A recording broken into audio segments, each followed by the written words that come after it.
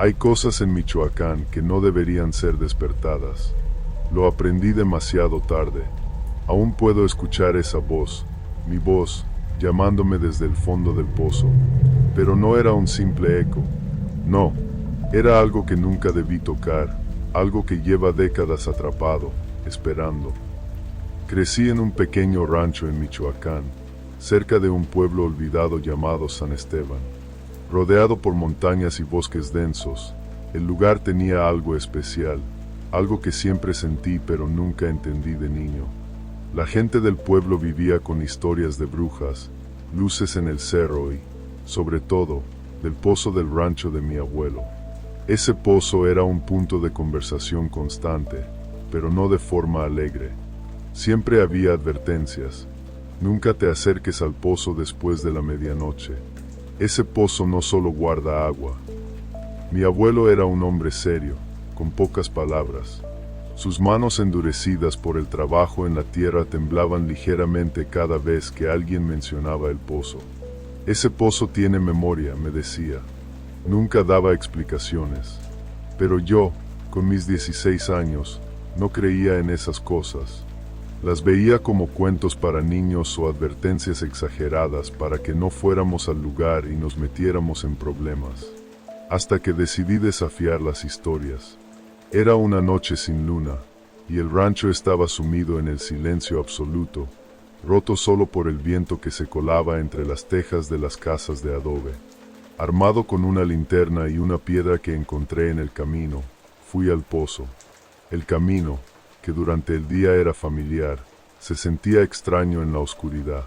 Las montañas de Michoacán, que siempre habían sido un refugio, parecían observarme. El olor a tierra mojada y madera vieja llenaba el aire. Algo pesado latía en mi pecho. Cuando llegué al pozo, sentí un escalofrío. Era un pozo antiguo, de piedra negra, cubierto de musgo. Parecía haber estado allí mucho antes de que mi familia llegara al rancho. Me asomé al borde. Solo había oscuridad. Encendí la linterna, pero la luz no alcanzaba el fondo. Era un abismo. Lancé la piedra que traía conmigo. El sonido del impacto contra el agua llegó tarde, mucho más de lo que esperaba, como si el pozo no tuviera fin. Un eco se elevó desde las profundidades, pero tenía algo extraño, como si no solo devolviera el sonido, sino algo más. Me quedé un momento esperando, pero nada más ocurrió. Con una risa nerviosa, regresé a casa, burlándome de las historias del pueblo. Esa misma noche, algo cambió. Me desperté en medio de la madrugada. Todo estaba en silencio, pero había una sensación en el aire, como si alguien me estuviera observando. Entonces, lo escuché, una voz. Mi voz. Julio. Era suave al principio, como un susurro lejano, pero se hacía más fuerte, más clara. Julio, ayúdame. Era mi propia voz, pero cargada de una desesperación que nunca había sentido. Salté de la cama, mi cuerpo temblando. Miré hacia la ventana.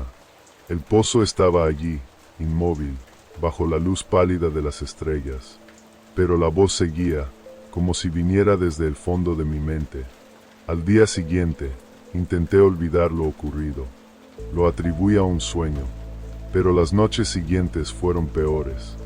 La voz no se detenía. Me llamaba, me suplicaba, me acusaba. Era como si algo en el pozo hubiera despertado y ahora me estuviera buscando. Dejé el rancho a los 18 años. Me mudé a Morelia, buscando una vida lejos de los ecos del pasado. Pero el pozo me seguía. En mis sueños, siempre estaba allí, un círculo negro que me tragaba. Escuchaba las mismas palabras una y otra vez. Sabías que volverías. Cuando mi abuelo murió, tuve que regresar a San Esteban para arreglar los asuntos del rancho. Habían pasado 2 décadas, pero nada había cambiado. El pozo seguía allí, como si estuviera esperándome. Decidí enfrentarlo, para acabar con los recuerdos que me atormentaban. Era casi medianoche cuando llegué al pozo. El aire estaba helado, y el viento susurraba entre las ramas de los árboles. El pozo parecía más oscuro que nunca, como si la luz de mi linterna no pudiera tocarlo. Me asomé, y entonces lo vi, un reflejo. Mi reflejo, pero no era yo. El hombre en el agua tenía mis ojos, mi rostro, pero su sonrisa era antinatural, torcida. Sus ojos estaban hundidos, vacíos. Y luego habló. ¿Por qué tardaste tanto? Su voz no era un eco, era real, tangible. Estoy cansado de esperar. Ahora es tu turno. Antes de que pudiera moverme, sentí algo agarrándome los pies. Unas manos invisibles. Grité, pero no había nadie para escucharme. El pozo me estaba llamando, arrastrándome hacia su oscuridad. No sé cómo escapé. Cuando desperté, estaba en el suelo, al lado del pozo, con las manos cubiertas de barro y sangre. Desde ese día, sé que no soy el mismo. Cuando me miro al espejo, mi reflejo parpadea antes de que yo lo haga. A veces, me sonríe de una forma que no entiendo. Otras veces, me susurra cosas que no quiero escuchar. El pozo de San Esteban no es solo un lugar. Es una puerta, una trampa, y algo que vive allí todavía me quiere. Todavía puedo escuchar mi voz llamándome desde el fondo. Sé que algún día tendré que responder.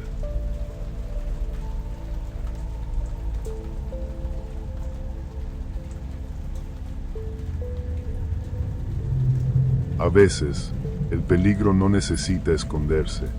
Te observa desde la distancia, paciente, sabiendo que tarde o temprano lo mirarás. Esa noche, lo hice. Vi los ojos de fuego, y desde entonces, no sé si sigo viva o simplemente me dejaron vivir para jugar conmigo.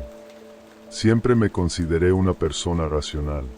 Como enfermera, mi trabajo es encontrar soluciones, calmar a los pacientes y separar la realidad de las supersticiones. Michoacán, mi hogar, está lleno de historias de brujas, luces en los cerros, aparecidos y voces en la noche. Crecí escuchándolas, pero nunca les di importancia.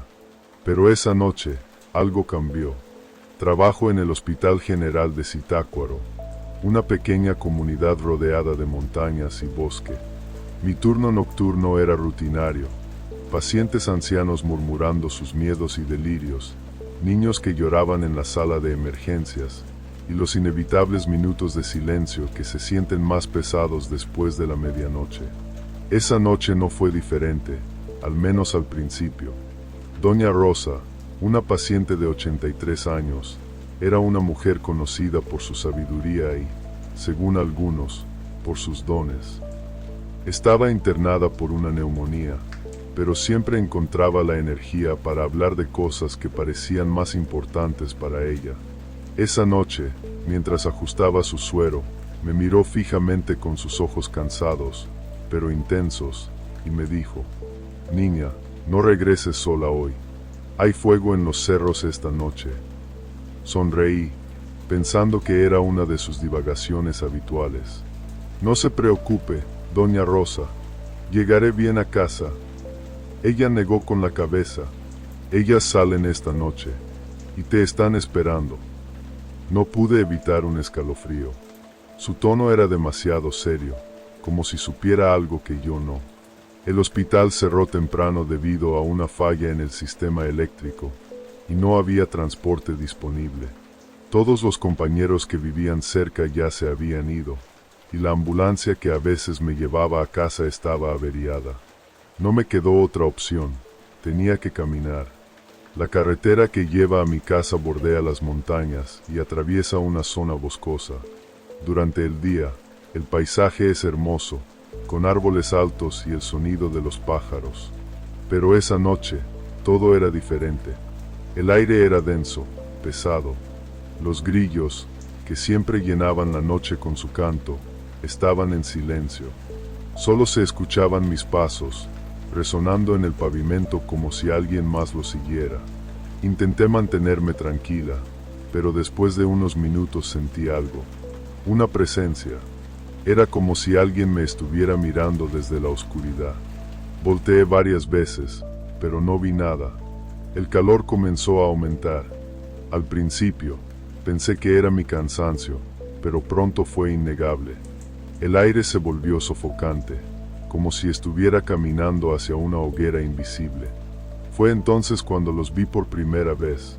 2 puntos brillantes en la montaña. No eran simples luces. Eran ojos, encendidos como brasas, observándome desde lo alto. Me detuve, incapaz de moverme. Intenté convencerme de que eran faroles o algún reflejo, pero no había nada allí que pudiera brillar así.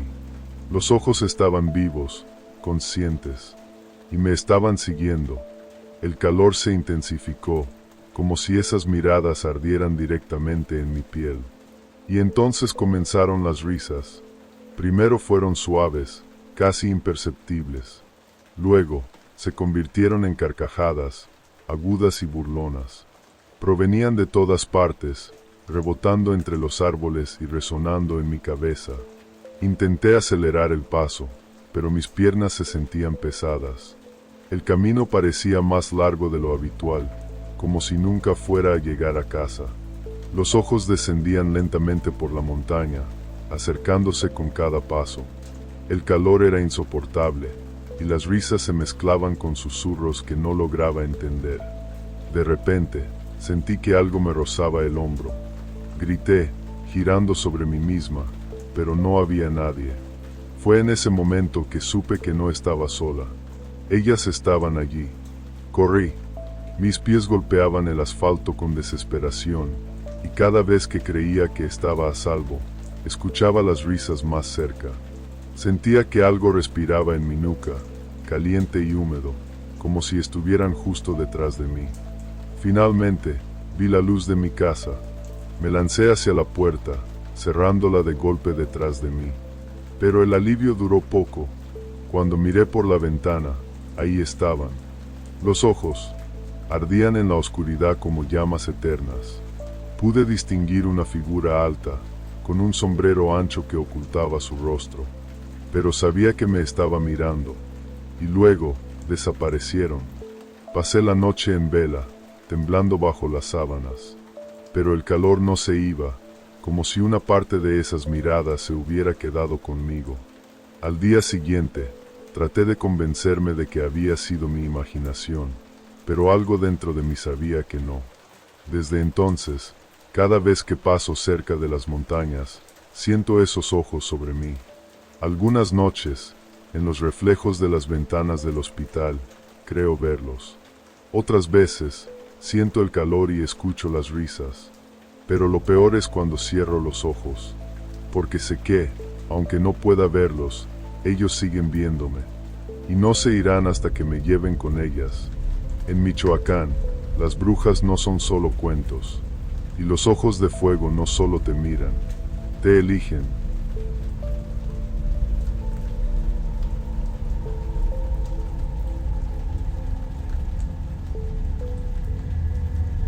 Si manejas de noche, tarde o temprano encontrarás algo que no esperabas, algo que no pertenece al camino ni al mundo que conocemos. Esa noche, lo descubrí en la carretera de Piedra Roja, y desde entonces, cada vez que conduzco, temo que vuelva a aparecer. No porque la haya visto, sino porque sé que nunca se fue. Me llamo Marcos, y llevo más de 2 décadas manejando por las carreteras de México. En este oficio, aprendes rápido a no detenerte sin una buena razón, especialmente en lugares aislados. Las historias que cuentan los compañeros no son solo para pasar el tiempo, son advertencias. Y aunque antes no creía en ellas, ahora entiendo que hay cosas que no pueden explicarse con lógica. El tramo de la carretera de Piedra Roja siempre ha tenido mala fama. No te detengas ahí, ni aunque veas a alguien pidiendo ayuda, me dijeron más de una vez. Pero en este trabajo, los atajos son necesarios, y a veces no tienes elección. Esa noche, con la lluvia golpeando el parabrisas como si quisiera atravesarlo, me di cuenta de que estaba entrando a ese tramo maldito. No era la primera vez que pasaba por ahí, pero algo se sentía diferente. El aire estaba raro, cargado, como si el lugar estuviera esperando algo, o a alguien. Eran casi las 11. La tormenta había comenzado de repente, y apenas podía ver unos metros adelante. El asfalto parecía un río, y las luces de mi camión apenas alcanzaban para iluminar la carretera. El rugido del motor era mi único consuelo, hasta que la vi. Una figura a la orilla del camino. Era una mujer, de pie bajo la lluvia, completamente empapada. Llevaba un vestido blanco que parecía demasiado viejo, como si hubiera estado en ese lugar durante años. Estaba descalza, y su cabello oscuro goteaba agua. Aunque no se movía, sentí como si sus ojos estuvieran fijos en mí, incluso desde esa distancia. Mi primera reacción fue acelerar. Algo en mi interior gritaba que no me detuviera, pero entonces levantó la cabeza y vi su rostro, o al menos lo intenté. Su expresión era borrosa, como si no pudiera enfocarla, como si el agua y la oscuridad la escondieran de una forma antinatural. Antes de darme cuenta, mi pie estaba pisando el freno. El camión se detuvo, y el silencio fue ensordecedor. Solo el golpeteo de la lluvia en el techo rompía la quietud. Mi corazón latía con fuerza mientras bajaba la ventanilla. ¿Necesita ayuda?, pregunté, tratando de sonar calmado. No respondió. Solo me miraba, con una expresión que parecía vacía. Por un instante, pensé en arrancar y seguir adelante. Pero algo me obligó a abrir la puerta del copiloto. «Súbase, la llevaré al pueblo», dije, aunque una parte de mí sabía que era un error. La siguiente vez que miré, ya estaba sentada en el asiento. No escuché la puerta abrirse ni cerrarse. Simplemente apareció ahí. Su cabello chorreaba agua en el suelo del camión, y el olor a tierra mojada inundó la cabina. Pero no era un olor normal. Era profundo, como el de una tumba abierta después de años. No dijo nada. No se movió. Solo miraba al frente, con las manos en el regazo. El aire dentro del camión se volvió frío, tan helado que mi respiración empezó a empañar el parabrisas. Traté de encender la calefacción, pero no funcionó. Mis dedos temblaban mientras intentaba mantener el control del volante. «¿A dónde va?», pregunté, rompiendo el silencio. Pero su cabeza nunca se giró. Ni siquiera parpadeó. Minutos después, algo cambió. Sentí un peso en mi pecho, como si alguien estuviera presionándolo. El olor se hizo más fuerte, tan intenso que tuve que abrir un poco la ventanilla para no vomitar. Fue entonces cuando decidí mirarla de nuevo.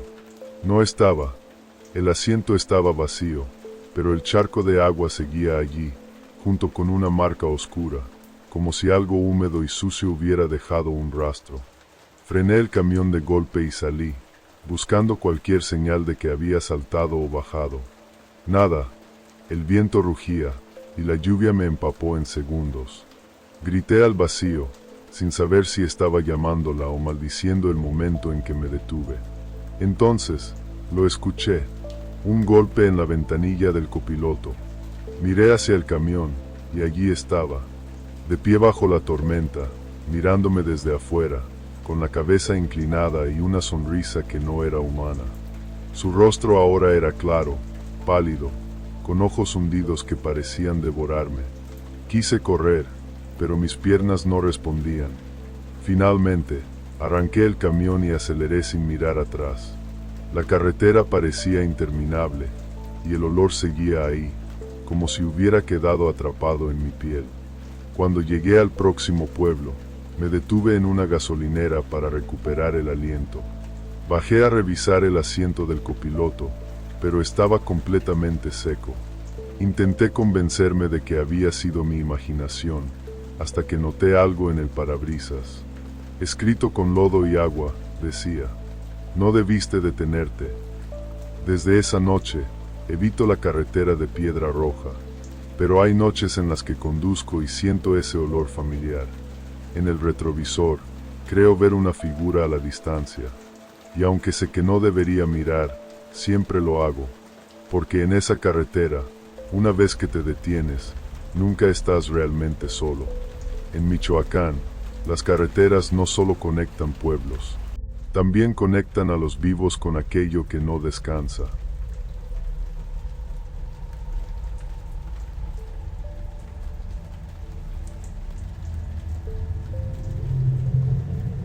Hay trabajos que deberían rechazarse, no importa cuánto paguen. Lo aprendí en una capilla olvidada en la sierra de Michoacán. Allí, los escalones no solo suben hacia lo alto, también te arrastran hacia algo que no pertenece a este mundo. Cuando me jubilé como pedrero, pensé que mis días de enfrentar estructuras peligrosas y lugares extraños habían quedado atrás. Pero entonces, llegó una oferta que no pude rechazar: restaurar la capilla de un pueblo perdido en la sierra de Michoacán, llamada La Esperanza. Había algo casi romántico en la idea de trabajar en una iglesia antigua. No sospechaba que ese trabajo marcaría mi vida de una forma que aún me cuesta describir. La capilla de La Esperanza era pequeña, sencilla y estaba en ruinas. Su estructura de adobe y piedra parecía resistirse a caer, como si estuviera anclada al suelo por algo más que sus cimientos. Lo que más destacaba era su escalinata, 21 escalones que llevaban a la puerta principal. Según los habitantes del pueblo, esos escalones estaban malditos. Don Raúl, tenga cuidado con los escalones, me advirtió el alcalde del pueblo el primer día. Dicen que quien los sube solo, escucha un paso más que el suyo. Me reí por cortesía, pero en mi mente, descarté la advertencia como un simple cuento rural. El trabajo comenzó tranquilo. Había grietas en las paredes, techos caídos y, por supuesto, los escalones estaban desgastados. Pasé el primer día evaluando los daños. Subí y bajé los escalones docenas de veces, y todo parecía normal. Pero la atmósfera del lugar era extraña. Un silencio pesado envolvía la capilla, como si el tiempo allí se hubiera detenido. La segunda noche, mientras trabajaba hasta tarde para adelantar la restauración, escuché algo. Estaba ajustando unas tablas en el interior cuando un ruido proveniente de la escalinata me congeló. Pasos, lentos, arrastrados. ¿Quién anda ahí?, grité, esperando que fuera alguien del pueblo. Salí con mi linterna, pero no había nadie. La escalinata estaba vacía. Intenté tranquilizarme, pero la sensación de estar siendo observado era casi sofocante. Los días pasaron, y las cosas solo empeoraron.